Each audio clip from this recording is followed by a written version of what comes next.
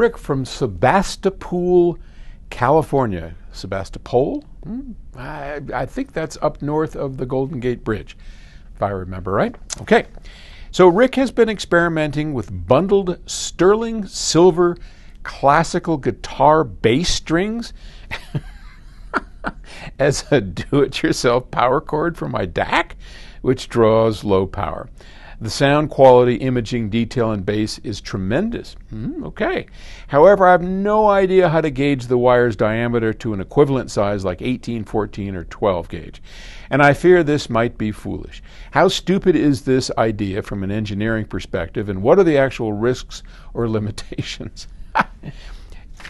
Rick, I got to tell you, you guys slay me. It's one of the reasons I still do this. I mean, I'm coming up on 78 years old, and I've been doing this for, 50-something years. And I swear to God, half the reason, 3/4 the reason I'm in is because of people like Rick. I love it.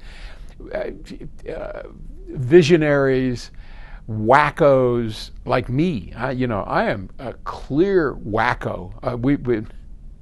All right, divergence. You ever want to read a good book? If you're into business and you have, read a book that my friend Josh over at TMR brought up to me, and that was Rocket Fuel. I know it sounds crazy, Rocket Fuel. And it's all about running a business, how the personality that's running a business is either a visionary or an integrator.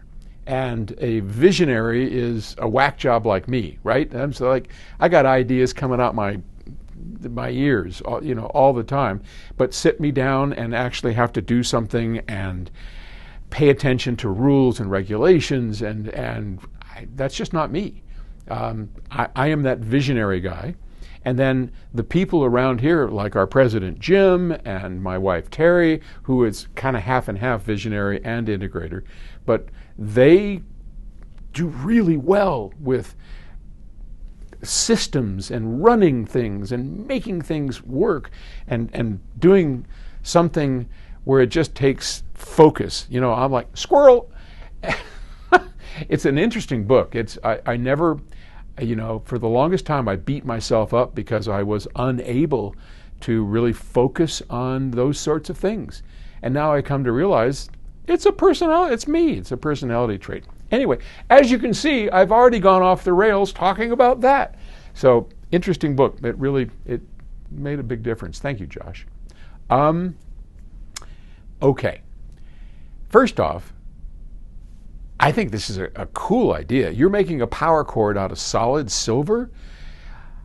Now, I've built many a power cord, never done it out of solid silver, and I don't know how to guide you into what to do, but you're doing the right thing. You're experimenting, you're listening, you're changing, and obviously the thicker it gets, certain things are going to change. The thicker a power cord gets, the better bass and firmness that you get, but at the same time, you start dulling down the top end.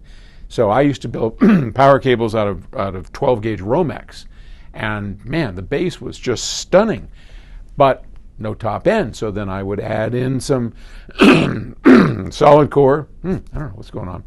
I'd add in some solid core wire and make it thin, and that would bring up the top end. So it's all experimenting and playing around. And half of you listening are going, this guy's nuts.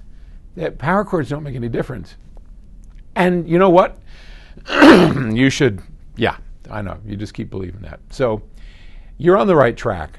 I don't know exactly. Just ask ChatGPT how thick something has to be to make a certain gauge, and I think you could probably, I don't know what it's a diameter.